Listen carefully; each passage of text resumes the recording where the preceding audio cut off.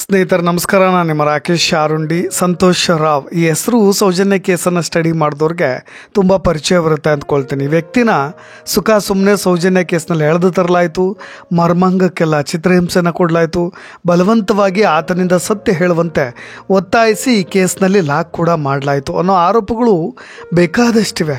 ಸ್ನೇಹಿತರೆ, ಇತ್ತೀಚೆಗೆ ನಾನು ಪ್ರತಿಷ್ಠಿತ ಖಾಸಗಿ ವಾಹಿನಿಯಲ್ಲಿ ನಡೀತಾ ಇದ್ದಂಥ ಚರ್ಚೆಗಳನ್ನು ಗಮನಿಸ್ತಾ ಇದ್ದೆ. ಅದರಲ್ಲಿ ಕೆಲವೊಬ್ಬರು ಬುದ್ಧಿಜೀವಿಗಳು ಅಂತ ಹೇಳಿ ಕರಿತೀವಲ್ವ, ಅವರು ಸಂತೋಷ್ ರಾವ್ನೇ ಅಪರಾಧಿ ಎಂಬಂತೆ ಒತ್ತಿ ಕೆಲವರನ್ನ ಸಮರ್ಥಿಸಿಕೊಳ್ಳೋದಕ್ಕೆ ಮುಂದಾಗ್ತಾ ಇರೋದನ್ನು ನೀವು ಕೂಡ ಗಮನಿಸ್ತಾ ಇದ್ರಿ.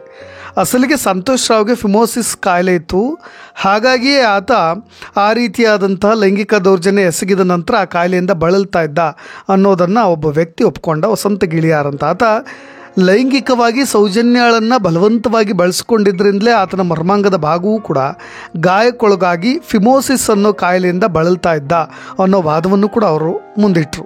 ಸ್ನೇಹಿತರೆ, ಕಂಪ್ಲೀಟ್ ವಿಡಿಯೋನ ನೀವು ನೋಡಿಬಿಟ್ರೆ ಸದ್ಯದ ಮಟ್ಟಿಗೆ ಈಗ ಚರ್ಚೆಗೆ ಗ್ರಾಸವಾಗಿರ್ತಕ್ಕಂಥ ಸಾರಣಿ ಕೃತ್ಯಗಳ ಆರೋಪಕ್ಕೂ ಜೊತೆಗೆ ಸೌಜನ್ಯ ಕೇಸ್ನಲ್ಲಿ ಯಾವ ರೀತಿಯ ಕೇಸನ್ನು ಮುಚ್ಚಾಕಲಾಯಿತು ಅನ್ನೋ ಕೇಸ್ಗೂ ಕೂಡ ಕೋರಿಲೇಟ್ ಮಾಡಿ ನೋಡಬೇಕಾಗತ್ತೆ. ನಾವೊಂದು ಕೇಸ್ ಸ್ಟಡಿ ಅಂತ ಹೇಳಿ ಮಾಡಿದಾಗ ಕೆಲವೊಂದಿಷ್ಟು ಅನೇಕ ಅನುಮಾನಗಳು ಕೂಡ ಸಹಜವಾಗಿ ಉಟ್ಕೊಳ್ಳುತ್ತೆ. ಹಾಗಾದರೆ ಸ್ನೇಹಿತರೆ, ಫಿಮೋಸಿಸ್ ಕಾಯಿಲೆ ಅಂದರೆ ಏನು ಅನ್ನೋದನ್ನ ನೀವು ಗಮನ ಹರಿಸಬೇಕು. ಒಬ್ಬ ವ್ಯಕ್ತಿಯ ಮರ್ಮಾಂಗ, ಆತನ ಮುಂಭಾಗ ಹಿಂದಕ್ಕೆ ಹೋದ ರೀತಿಯಾಗಿರುತ್ತೆ. ಜೊತೆಗೆ ಆತ ಪ್ರತಿನಿತ್ಯವೂ ಕೂಡ ಏನಾದರೂ ಇಂಟರ್ಕೋರ್ಸ್ ಮಾಡಿದ್ರೆ, ಅಂದರೆ ಈ ಸೆಕ್ಷುಯಲ್ ಇಂಟರ್ಕೋರ್ಸ್ ಏನಾದರೂ ಮಾಡಿದ್ರೆ ಒಂದು ತೀವ್ರವಾದಂಥ ಪೈನಿಗೆ ಒಳಪಡ್ತಾನೆ. ಜೊತೆಗೆ ಇರಿಟೇಟ್ ಆಗಬಹುದು, ಇಚ್ಚಿಂಗ್ ಸೆನ್ಸೇಷನ್ ಅಂತ ಹೇಳಿದ್ರೆ ಕಡಿತದ ಸೆನ್ಸೇಷನ್ ಕೂಡ ಆತನಿಗೆ ಆಗಬಹುದು. ಜೊತೆಗೆ ಬ್ಲೀಡಿಂಗ್ ಕೂಡ ಆಗುತ್ತೆ. ಈ ರೀತಿಯಾಗಿ ಸಮಸ್ಯೆಗಳು ಉಂಟಾಗೋದ್ರಿಂದಲೇ ಆತ ಲೈಂಗಿಕ ಕ್ರಿಯೆಯಲ್ಲಿ ತೊಡಗಿಸ್ಕೊಳ್ಳೋದಕ್ಕೆ ಬರೋದಿಲ್ಲ. ಈ ಕಾಯಿಲೆಯಿಂದ ಆತ ಮುಂಚೆನೇ ಬಳಲ್ತಾ ಇದ್ದ ಅಂತಲೇ ನಿಮ್ಗೆ ಈಗಾಗಲೇ CBI ಸ್ಟೇಟ್ಮೆಂಟ್ಗಳಲ್ಲೂ ಕೂಡ ಇದೆ. ಜೊತೆಗೆ ಡಾಕ್ಟರ್ ಕೊಟ್ಟಿರ್ತಕ್ಕಂಥ ವರದಿಯಲ್ಲೂ ಕೂಡ ಅವರು ಯಾವ ರೀತಿಯಾಗಿ ಸ್ಟೇಟ್ಮೆಂಟನ್ನು ಕೊಟ್ಟಿದ್ದಾರೆ, ಅವ್ರ ವಿರುದ್ಧವೂ ಕೂಡ ಕ್ರಮ ತೆಗೆದುಕೊಳ್ಬೇಕು ಅನ್ನೋ ರೀತಿಯಾಗೂ ಕೂಡ CBI ಒಂದು ಸ್ಟೇಟ್ಮೆಂಟ್ನು ಕೂಡ ಹೊರಡಿಸಿದೆ. ಹಾಗಾಗಿ ಈ ಕೇಸ್ನಲ್ಲಿ ಯಾವ ರೀತಿಯಾಗಿ ಸಂತೋಷ್ ರಾವ್ನ ಬೇಕಂತಲೇ ಬಲಿಪಶು ಮಾಡ್ತಾ ಇದ್ದಾರೆ. ಈಗಲೂ ಕೂಡ CBI ಆಗಿರ್ಬೋದು, ಜೊತೆಗೆ ಕೋರ್ಟ್ ಕೊಟ್ಟಂಥ ಜಡ್ಜ್ಮೆಂಟ್ನಾಗಿರ್ಬೋದು, ಅದನ್ನು ಕೂಡ ಅಲ್ಲಗಳೆಯುತ್ತಾ ಮತ್ತೆ ಸಂತೋಷ್ ರಾವ್ನೇ ತಳುಕು ಹಾಕುವ ಕೆಲಸವನ್ನು ಅನೇಕರು ಮಾಡ್ತಾ ಇದ್ದಾರೆ. ಅದು ಬಹಳಷ್ಟು ದುರದೃಷ್ಟಕರ. ನೋಡಿ, ಸಂತೋಷ್ ರಾವ್ನ ಸದ್ಯದ ಪರಿಸ್ಥಿತಿ, ಅವ್ರ ಕುಟುಂಬ ಪಟ್ಟಂಥ ಪಾಡು, ಎರಡೆರಡು ಕುಟುಂಬಗಳು. ನಮಗೆ ಸೌಜನ್ಯ ಗೌಡ ಆಕೆಯ ಮೇಲೆ ನಡೆದಂಥ ಬರ್ಬರ ಭಯಾನಕ ಹತ್ಯೆ ಏನಿದೆ, ಜೊತೆಗೆ ಆ ರೀತಿಯಾದಂಥ ಕರುಣಾಜನಕವಾದಂಥ ಆಯಾಮ ಏನಿದೆ ನಾವೆಲ್ಲರೂ ಕೂಡ ಗಮನಿಸಿದ್ದೀವಿ. PUC ಓದ್ತಾ ಇದ್ದಂಥ ಪುಟ್ಟ ಬಾಲಕಿ ಸೌಜನ್ಯಗಳನ್ನು ಹಗಲೇ ಅಪಹರಿಸಿ ಬಹಳಷ್ಟು ನುರಿತ ರೇಪಿಸ್ಟ್ಗಳು ಆಕೆಯನ್ನು ಹಿಂಸೆ ಮಾಡಿ ಆಕೆಯನ್ನು ಕೊಂದು ಹಾಕಿ ಬೆಳಗ ಆಗುವಷ್ಟರಲ್ಲೇ ವಿಚಿದ್ರ ಅರಬೆತ್ತಲೆ ಮೃತದೇಹವನ್ನು ಕಾಡಿನಲ್ಲಿ ಎಸೆದು ಹೋದಂಥ ಪಾತಕ ಹೃದಯ ವಿದ್ರಾವಕ ದೌರ್ಜನ್ಯದ ಕತೆ ಅಂತ ನಾವೆಲ್ಲರೂ ಕೂಡ ಕರಿತೀವಿ. ಧರ್ಮಸ್ಥಳದಲ್ಲಿ ಇಂಥದ್ದೊಂದು ಘನಘೋರ ಕರ್ಮಕಾಂಡ ಆಗಿರೋದು ಒಂಚೂರು ಗೊತ್ತಿಲ್ಲದಂಥ ಸಂತೋಷ್ ರಾವ್ ಎಂಬ ಭಾಗಶಃ ಮಾನಸಿಕ ಅಸ್ವಸ್ಥತೆಯ ನಿಷ್ಪಾಪಿ ತರುಣ ಅಂತ ಹೇಳಿದ್ರೆ ತಪ್ಪಾಗಲಿಕ್ಕಿಲ್ಲ. ಆತನ ವಿರುದ್ಧವಾಗಿ ಹಸಿ ಸುಳ್ಳುಗಳ ಕಥೆಗಳನ್ನೇ ಕಟ್ಟಿ ಹಾಕಿಬಿಟ್ರು. ಆತನ ಮೇಲೆ ಕೇಸ್ ಹಾಕಿ ಚಿತ್ರ ಹಿಂಸೆ ಕೊಟ್ಟು ಕಾಡ್ದಂಥ ಲೋಕಲ್ CID ಅಧಿಕಾರಿಗಳು, CBI ಪೊಲೀಸರು ಅವರ ಇಡೀ ಕುಟುಂಬವನ್ನೇ ಬರ್ಬಾದ್ ಮಾಡಿಬಿಟ್ರು. ಸ್ನೇಹಿತರೆ, ನಿಮಗೆ ಈಗಾಗಲೇ ಅವರ ಕುಟುಂಬ ಬಹಳಷ್ಟು ನೋವುಗಳನ್ನು ಉಂಡು ಬಿಟ್ಟಿದೆ. ಸಂತೋಷ್ ರಾವ್ ಕೂಡ ಇವತ್ತಿಗೂ ಕೂಡ ಜೀವಂತ ಶವವಾಗಿಯೂ ಕೂಡ ದಿನ ದೂಡ್ತಾ ಇದ್ದಾನೆ.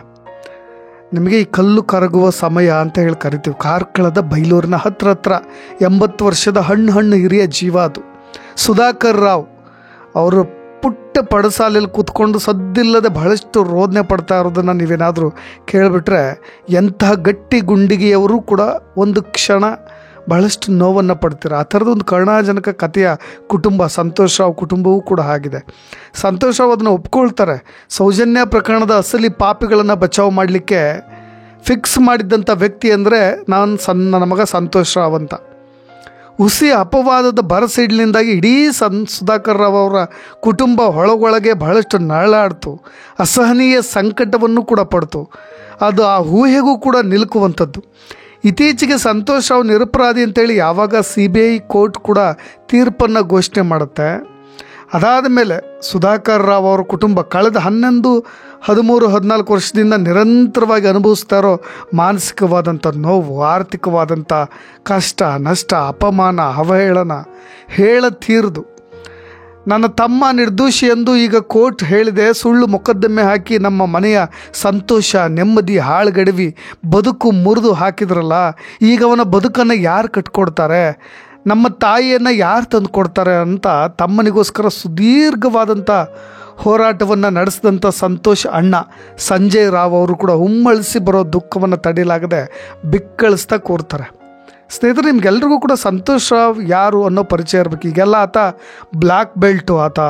ಆಕೆನ ಸೌಜನ್ಯನ ಆರಾಮಾಗಿ ಸುಲಭವಾಗಿ ಅದೇ ಸ್ನಾನಘಟ್ಟದಿಂದ ಹತ್ರ ಒಂದು 100 ಮೀಟ್ರ್ ಡಿಸ್ಟೆನ್ಸ್ನಲ್ಲಿ ಆಕೆ ನಿರಂತರವಾಗಿ ಮಳೆ ಸುರಿತಾ ಇದ್ದಂಥ ಜಾಗದಲ್ಲಿ ಆಕೆನ ಹೆಗಲ ಮೇಲೆ ಹಾಕ್ಕೊಂಡು ಆತನೇ ಆ ತೋಡನ್ನು ದಾಟಿ ಎದೆಯ ಮಟ್ಟಕ್ಕೆ ಹರಿತಾ ಇದ್ದಂಥ ನೀರಿನ ತೋಡನ್ನು ದಾಟಿ ಆತ ಭಾಳಷ್ಟು ನುರಿತ ಈಜುಗಾರನೂ ಆಗಿದ್ದ, ಬ್ಲ್ಯಾಕ್ ಬೆಲ್ಟ್ ಕೂಡ ಆಗಿದ್ದ. ಈ ರೀತಿಯ ಕಥೆಗಳನ್ನು ಅವರ ಮನಸ್ಸಿಗೆ ಬಂದಂತೆ ಕಟ್ಟಿ ಯಾರನ್ನೂ ಸೇವ್ ಮಾಡಲಿಕ್ಕೋಸ್ಕರ ಯಾವ ರೀತಿಯಾಗಿ ಆತನನ್ನು ಸಿಕ್ಸ್ ಹಾಕಿದ್ರು ಅಂತ. ನೇರವಾಗಿ ಇದರಲ್ಲಿ ನಾನು ಈ ವ್ಯಕ್ತಿ ಅಪರಾಧಿ ಆ ವ್ಯಕ್ತಿ ಅಪರಾಧಿ ಅಂತ ನಾನು ಹೇಳ್ತೀನಿ. ಇಲ್ಲಿ ಸಂತೋಷ್ ರಾವ್ ಅಪರಾಧಿನೇ ಅಲ್ಲ ಅನ್ನೋದನ್ನ ಕೋರ್ಟ್ ಹೇಳಿದ್ರು ಕೂಡ, ಯಾವುದೇ ಸಾಕ್ಷ್ಯಗಳಿಲ್ಲ ಅನ್ನೋದನ್ನ ಹೇಳಿದ್ರು ಕೂಡ ಮತ್ತೆ ಆತನನ್ನೇ ಇಲ್ಲಿ ತಳುಕು ಹಾಕುವ ಕೆಲಸ ಏನಕ್ಕೆ, ಇರಾದೆ ಏನಕ್ಕೆ? ಕೆಲವೊಬ್ಬ ವ್ಯಕ್ತಿಗಳಿಗೆ ಯಾರ ಪರವಾಗಿ, ಯಾರ ದಲ್ಲಾಳಿಗ ಪರವಾಗಿ ಇಲ್ಲಿ ನಿಂತ್ಕೊಂಡು ಮಾತನಾಡ್ತಿದ್ದಾರೆ ದಲ್ಲಾಳಿಗಳಾಗಿ ಅನ್ನೋದು.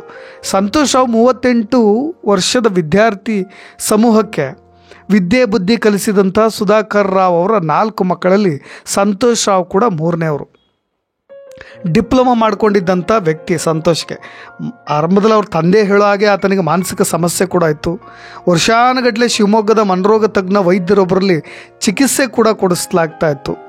ಅವ್ರ ತಂದೆಯೇ ಕೊಟ್ಟ ಹೇಳಿಕೆಗಳನ್ನು ಬದಲಿಸಿಯೂ ಕೂಡ ಇವತ್ತಿಗೂ ಅನೇಕ ಕಟ್ಟುಕತೆಗಳನ್ನು ಕೂಡ ಕಟ್ತಾರೆ ಬಿಡಿ. ವಿದ್ಯೆಗೆ ತಕ್ಕಂಥ ಉದ್ಯೋಗ ಸಿಗದ ಬೇಸರವೂ ಕೂಡ ತಂದೆಗಿತ್ತು. ಆಲ್ಮೋಸ್ಟ್ ಆಲ್ ನನ್ನ ಮಗ ಭಾಳ ಮಾನಸಿಕ ಅಸ್ವಸ್ಥ ಅನ್ನೋದನ್ನು ಕೂಡ ಅವ್ರು ಒಪ್ಕೊಂಡ್ಬಿಟ್ಟಿದ್ರು.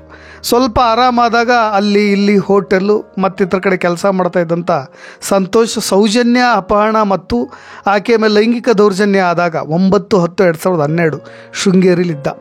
ಶೃಂಗೇರಿಯ ಶಾರದಾ ಹೋಟೆಲ್ನಲ್ಲಿ ಕ್ಲೀನರ್ ಸಪ್ಲೈಯರ್ ಆಗಿದ್ದಂಥ ಸಂತೋಷ್ ಆತನಿಗೆ ಸ್ವಲ್ಪ ಆಧ್ಯಾತ್ಮಿಕದೆಡೆಗೂ ಕೂಡ ಆಕರ್ಷಿತನಾಗಿದ್ದ. ಹಾಗಾಗಿ ಸ್ವಲ್ಪ ದುಡ್ಡು ಸಿಕ್ಕರೆ ಸಾಕು ದೇವಸ್ಥಾನಗಳಿಗೆ ಹೋಗೋದು, ಗುಡಿ ಗುಡಾರ ಸುತ್ತೋದು, ಈ ಥರದ್ದು ಒಂದಿಷ್ಟು ಕೆಲಸವನ್ನು ಮಾಡಿಕೊಂಡಿದ್ದ. ಯಾವಾಗ ಸೌಜನ್ಯ ಮೃತದೇಹ ಸಿಕ್ಕಿದ 2ನೇ ದಿನ 11/10/2012 ಮುಂಜಾನೆ ಶೃಂಗೇರಿಯಿಂದ ಕುಕ್ಕೆ ಸುಬ್ರಹ್ಮಣ್ಯಕ್ಕೆ ಬಂದಿದ್ದ. ಅಲ್ಲಿ ದೇವರ ದರ್ಶನ ಪಡೆದು ಸಂಜೆ ಹೊತ್ತಿಗೆ ಧರ್ಮಸ್ಥಳಕ್ಕೆ ಬಂದಿದ್ದ ವ್ಯಕ್ತಿ ಆತ. ಸಂಜೆ ಗತ್ತಲಿನಲ್ಲಿ ರೂಮ್ಗಾಗಿ ಹುಡುಕಾಟ ಶುರು ಮಾಡಿದ್ದ. ಯಾತ್ರಿಕರು ಹೆಚ್ಚಿದ್ದರಿಂದ ರೂಮ್ ಕೂಡ ಆತನಿಗೆ ಸಿಗಲಿಲ್ಲ.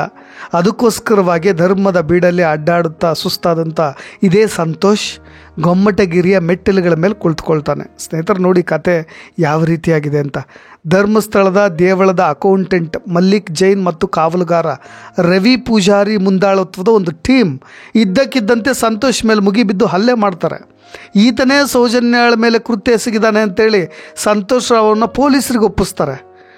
ಮಲ್ಲಿಕ್ ಜೈನ್ ತಂಡದ ಅಮಾನುಷ್ಯ ದಾಳಿಯಿಂದ ಮಾತನಾಡಲಿಕ್ಕೂ ಕೂಡ ಬಾರದಂತೆ ನಿತ್ರಾಣರಾಗಿದ್ದಂಥ ಸಂತೋಷನ ಬೆಳ್ತಂಗಡಿಯ ಪೊಲೀಸರು ಜೀಪ್ನಲ್ಲಿ ತುಂಬಿಕೊಂಡು ಠಾಣೆ ಕರ್ಕೊಂಡು ಬರ್ತಾರೆ. ಇದು ಅಸಲಿ ಕತೆ ನಾನು ಹೇಳ್ತಾ ಇರೋದಿಲ್ಲ.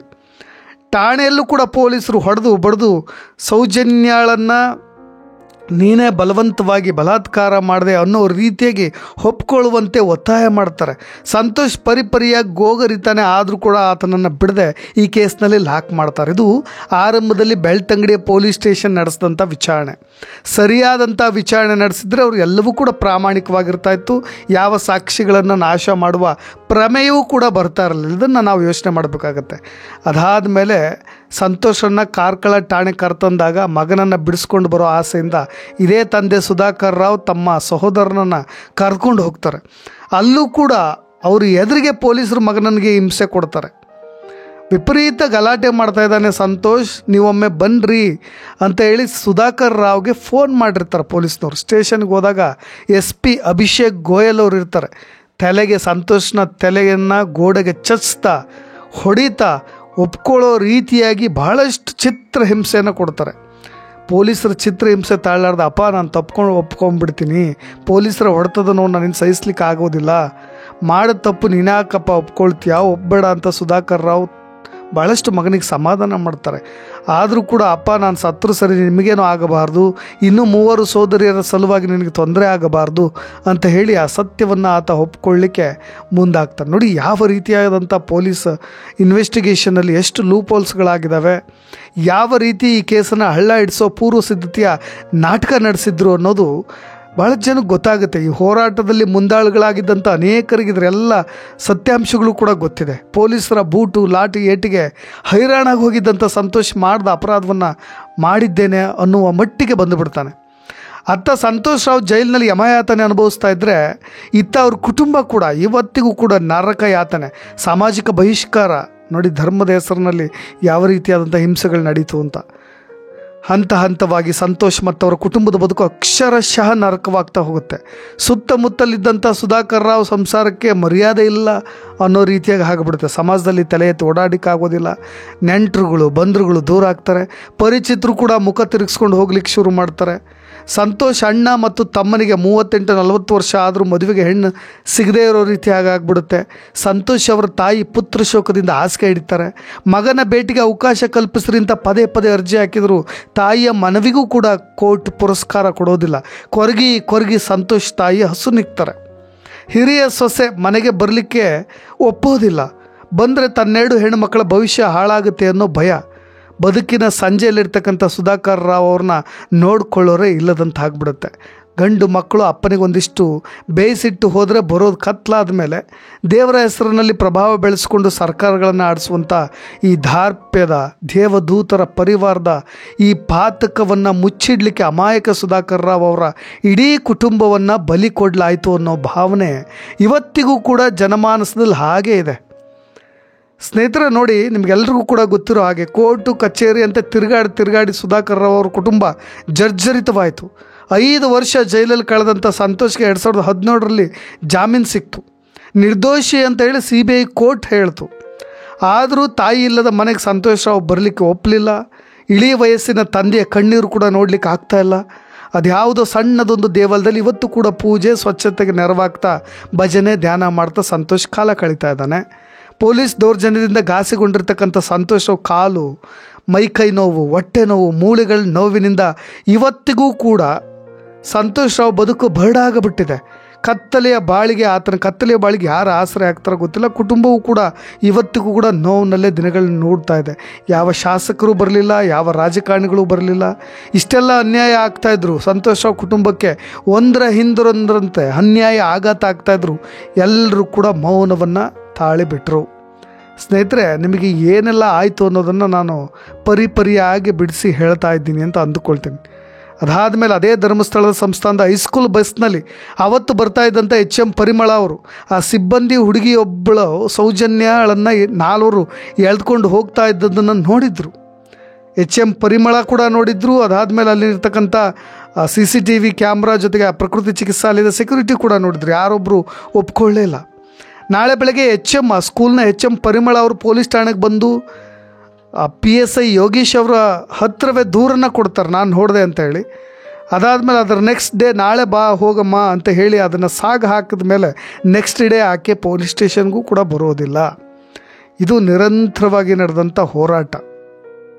ನಿಷ್ಪಕ್ಷಪಾತವಾದಂಥ ತನಿಖೆ ನಡೆದಿದೆ ಅನ್ನೋದನ್ನು ನಾವಾದರೂ ಹೇಗೆ ನಂಬಲಿಕ್ಕೆ ಸಾಧ್ಯವಾಗುತ್ತೆ? ನೋಡಿ, ಈ ರೀತಿಯಾಗಿ ಮಾಡದ ತಪ್ಪಿಗೆ ಚಿತ್ರಹಿಂಸೆ, ಜೈಲುವಾಸ ಅನುಭವಿಸಿದಂಥ ಸಂತೋಷ್ ರಾವ್ ಮತ್ತವರ ನಿಷ್ಪಾಪಿ ಕುಟುಂಬವನ್ನು ಈ ರೀತಿಯಾದಂಥ ಮಾನವೀಯತೆ ಇಲ್ಲದಂತೆ ಅವ್ರನ್ನ ಆ ಕುಟುಂಬವನ್ನು ಕಡು ಕತ್ತಲಿಗೆ ತಳೆದಂಥ ಈ ಸಮಾಜದ ವ್ಯವಸ್ಥೆಯ ಬಗ್ಗೆ ನಿಮಗೆ ಏನು ಅನಿಸುತ್ತೆ? ಅಟ್ಲೀಸ್ಟ್ ಇದರಲ್ಲಿ ಯಾರ್ದು ತಪ್ಪಿದೆ, ಯಾರ್ದು ತಪ್ಪಿಲ್ಲ? ಇವತ್ತಿಗೂ ಕೂಡ ಬಂದು ಮಾಧ್ಯಮಗಳಲ್ಲಿ ಕೂತ್ಕೊಂಡು ಸಂತೋಷ್ ರಾವ್ ಅಪರಾಧಿ ಅಂತ ಹೇಳಿ ಬಹಿರಂಗವಾಗಿ ಮಾತನಾಡ್ತಾರಲ್ವ, ಅದಕ್ಕೋಸ್ಕರವಾಗಿ ಕೆಲವೊಂದು ದಾಖಲೆಗಳ ಸಮೇತ ನಿಮ್ಮ ಮುಂದೆ ಇಟ್ಟಿದ್ದೀನಿ ಅಂತ ಅಂದ್ಕೊಳ್ತೀನಿ. ಇನ್ನಷ್ಟು ಅಪ್ಡೇಟ್ಸ್ಗಳೊಂದಿಗೆ ಮತ್ತೆ ಬರ್ತೀನಿ. ನಾನು ರಾಕೇಶ್ ಆರುಂಡಿ. ಧನ್ಯವಾದ.